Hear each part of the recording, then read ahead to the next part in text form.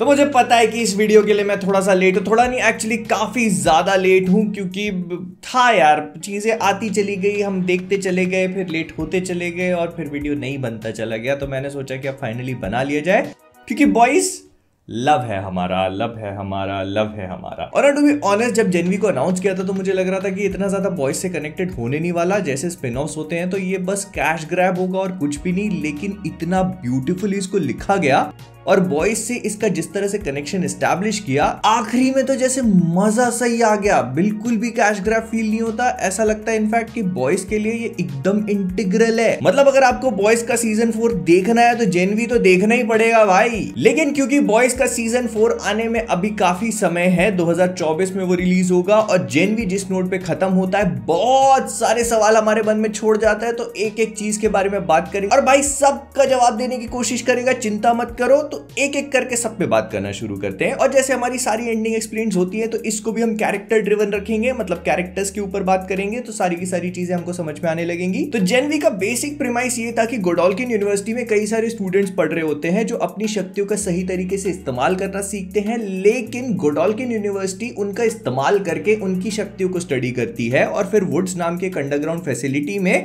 उन पे एक्सपेरिमेंट्स करती है। और जहां पर ये सारे के सारे स्टूडेंट्स एक दिन 7 का पार्ट बनने की महत्वाकांक्षा रखते हैं, वहीं वॉट वाले ना तो इनका महत्व समझ पाते हैं और आकांक्षाओं पे तो ऐसा अंकुश लगाते हैं कि क्या बताऊं। खैर, तो अगर सबसे पहले हमारे जो सबसे मेन कैरेक्टर्स हैं उनसे शुरू करें तो मैरीमरू और उसके जो साथी होते हैं वो क्या करते हैं कि गोडोल्किन यूनिवर्सिटी के नीचे जो वुड्स बनी होती है उसमें जितने भी एक्सपेरिमेंट्स चल रहे होते हैं उनको रोकने के साथ साथ जो भी सूप्स रिलीज हो जाते हैं वहां से उनको भी रोकने का काम करते हैं। लेकिन फिर क्या होता है कि होमलैंडर भाई साहब का कैमियो हो जाता है और फिर वो आके उनको पकड़ लेते हैं, और जब इनकी नींद खुलती है तो ये एक सीक्रेट फैसिलिटी में होते हैं। तो आखिरकार इनके साथ होगा क्या? तो देखो, अगर इस सीन को आप ध्यान से ऑब्जर्व करना शुरू करोगे तो इस सीन में क्या होता है कि ना तो इस कमरे के अंदर खिड़की है ना दरवाजे हैं, और इस बात को ये लोग खुद भी कहते हैं। प्लस इनको आईवी फ्लूइड से कनेक्ट किया हुआ है तो खाना पानी देने की भी कोई व्यवस्था नहीं है। मतलब ये लोग इस कमरे में काफी लंबे टाइम तक रहने वाले हैं और प्रोबेबली इनकी पावर्स के ऊपर भी डैम्पनेस लगा दी होंगे, मतलब अपनी शक्तियों को यूज नहीं कर सकते ये लोग इस कमरे के अंदर। लेकिन द मोस्ट इंटरेस्टिंग पार्ट है कि इन लोगों को जिंदा रखा हुआ है। अगर मरी आगे के लिए इंपॉर्टेंट नहीं होती तो उसको वहीं पे मरी कर दिया जाता, मतलब होमलैंडर की जो हीट विजन थी उससे उसको मार देते। लेकिन सिंस उसे जिंदा रखा है तो बहुत ऑब्वियसली वो आगे की कहानी के लिए इंपॉर्टेंट होगी। अब दूसरा सवाल ये पैदा होता है कि ये लोग यहाँ से बाहर कैसे निकलेंगे? तो इसमें कोई भी रॉकेट साइंस नहीं है, इसके एक दो प्रोबेबल एक्सप्लेनेशंस है। सबसे पहला हो सकता है कि सिक्योरिटी में लैप्स हो जाए और उस वजह से जिनकी पावर्स के ऊपर डैम्पनर लगे हुए हैं वो बंद हो जाए और अपनी शक्तियों का इस्तेमाल करके बाहर निकल जाएंगे।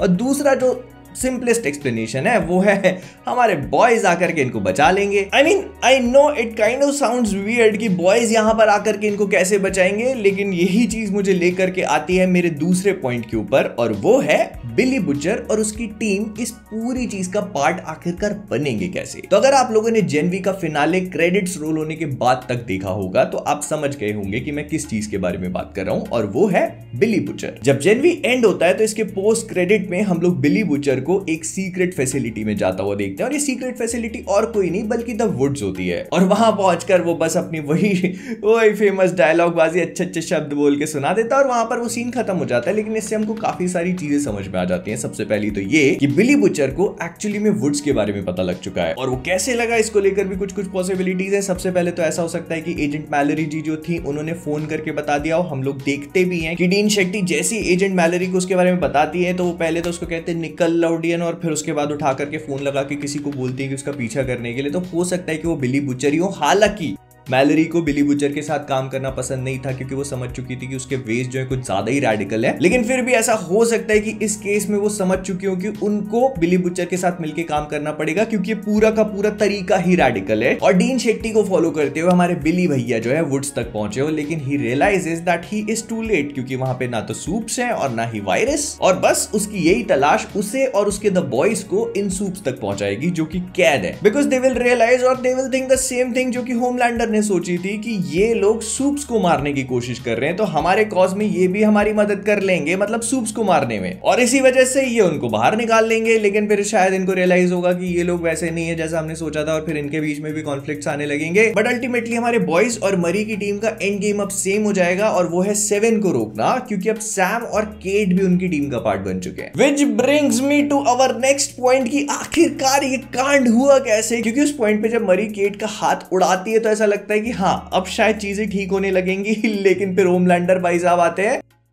और सब ब्लो अप कर देते हैं लिटरली। तो आखिरकार ये सब कुछ हुआ कैसे? तो देखो इसका बहुत ही सिंपल एक्सप्लेनेशन है। होमलैंडर ने सीजन 3 के एंड में जो कांड किया था, मतलब वो इंसान की पब्लिकली उसने जो जान ली थी और पब्लिक की नजरों में वो हीरो बन गया था, उसके बाद से वो एकदम बोल्ड, ब्रेव और फियरलेस हो चुका है और उसको किसी को भी जान से मारने में शर्म नहीं आती। और उसके हिसाब से अगर किसी ने भी सूप के ऊपर उंगली भी उठाई तो उसकी जान लेना उसका परम कर्तव्य है। और वहां तो मरी ने केट का हाथ ही ब्लो अप कर दिया था ब्रो। तो बस इतनी आधी अधूरी इंफॉर्मेशन के साथ उसने मरी को उड़ा दिया। और टेक्निकली अगर आप देखने जाओगे तो केट और सैम का जो थॉट प्रोसेस है वो काफी ज्यादा होमलैंडर से रिजेंबल करता है, और वो है इंसानों के काम डाल देना। मतलब वो सूप्स को ही तो करता है ना। एंड दैट इज व्हाई उसने जैसे ही सैम और केट के थॉट प्रोसेस को फिगर आउट किया होगा, उसने कहा होगा ये तो 7 में बिलोंग करते हैं, आओ मेरे साथ बैठो, टेबल पे खाना खाओ ब्रोस। प्लस अगर आप देखोगे तो सैम के कैरेक्टर को बहुत ही स्मार्टली लिखा गया था। He was like a very little child. उसको मैनिपुलेट करना इतना आसान था। वो एक छोटी सी रैली में जाता है, विक्टोरिया न्यूमैन के एक छोटे सी प्रेस कॉन्फ्रेंस को अटेंड करता है जहां पे कुछ स्टूडेंट्स उसके खिलाफ नारे लगाने लगते हैं,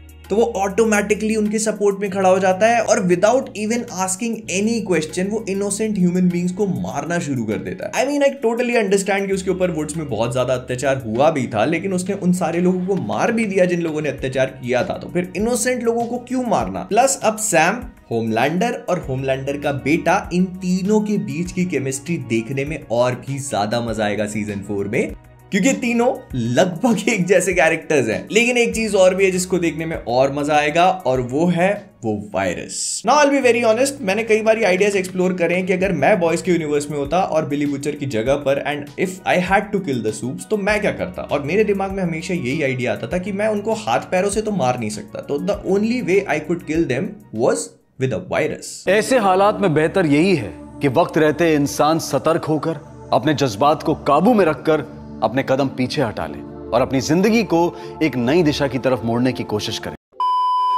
And guess what? They have done it. Now the question is कि इस वायरस के साथ ये लोग करेंगे क्या? तो हम लोगों ने आखिरी बार जो इस वायरस को देखा था, तो ये विक्टोरिया न्यूमैन के पास में है और वो इसे बहुत ही केयरफुली और सिक्योरली उठा करके लेके चली जाती है।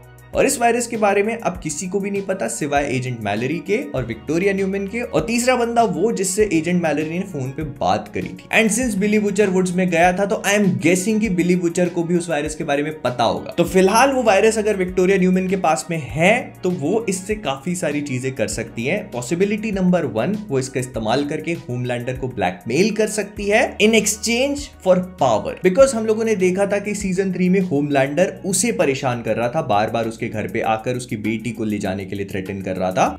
तो मे भी ऐसा हो सकता है कि विक्टोरिया न्यूमैन उस वायरस से होमलैंडर को ब्लैकमेल करे, या मे भी ऐसा हो सकता है कि उस वायरस को स्ट्रेट आउट यूज ही कर ले किसी के ऊपर। अब वो किसके ऊपर करेगी मुझे नहीं पता। ऑफ कोर्स होमलैंडर के ऊपर तो नहीं कर सकती क्योंकि वो तो हीरो है बॉयज का, है ना। या फिर ऐसा भी हो सकता है कि उस वायरस को सीधे के सीधे विक्टोरिया न्यूमैन पे ही यूज कर दिया जाए, because boys is build this way. जब आप सोचोगे कि ये चीज नहीं हो सकती, वो उसी चीज को उठा के कर डालेंगे। तो मतलब हो सकता है ये भी एक पॉसिबिलिटी है। लेकिन हाँ, ये चीज कंफर्म है कि ये वायरस के साथ जो कुछ भी होगा, इसके अलावा जेनवी के कैरेक्टर्स के साथ जो कुछ भी होगा, ये सब कुछ हमको बॉयज के सीजन 4 में देखने को मिल जाएगा। अब सवाल ये पैदा होता है कि सीजन 4 कब रिलीज होगा? तो 2024 में कभी। इसके शो रनर्स ने हाल ही में एक इंटरव्यू दिया था जिसमें उन्होंने कंफर्म कर दिया है कि वो लोग इसके पोस्ट प्रोडक्शन पे काम कर रहे हैं। काफी हेवीली काम चल रहा है वीएफएक्स के ऊपर और म्यूजिक के ऊपर, and they are almost done with it. इसकी मार्केटिंग टीम बहुत लपक के लगी हुई है इसके प्रमोशंस में भी। तुमको बहुत ही जल्दी इसकी रिलीज डेट भी पता चल जाएगी। तो या आई थिंक वो सारे क्वेश्चंस थे जो जेनवी के बाद हमारे दिमाग में भी घूम रहे थे। अगर आपके मन में अभी भी कुछ है तो कमेंट्स बताना मत भूलना, और अगर मुझसे कुछ भी मिस हो गया तो वो भी बताना।